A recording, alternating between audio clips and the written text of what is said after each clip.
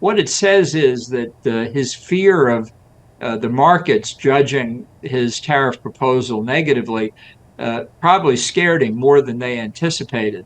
So it's bought 30 days, but it has not solved the problem. In particular, we've touched before in our conversations on the threat of tariffs. The president signed on Saturday an executive order to impose them, but then Monday, almost at the 11th hour, Canada and the U.S. came to an agreement wherein the administration would pause the imposition of those tariffs for 30 days.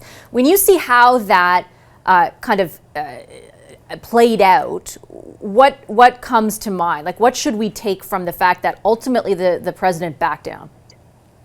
Well, I think in the case of both Canada and Mexico, he got kind of token add-ons to what was already being uh, done on fentanyl and some other problems. And people say that what he really wanted to do was to portray to his base that he had scored a victory.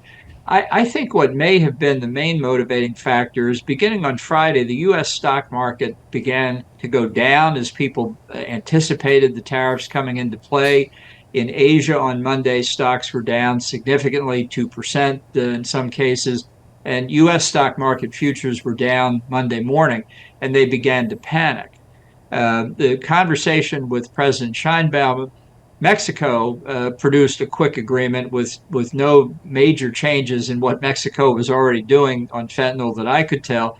And indeed, then the Trump White House sent out Kevin Hassett, the chairman of the National Economic Council, to say this isn't a trade war, it's about fentanyl.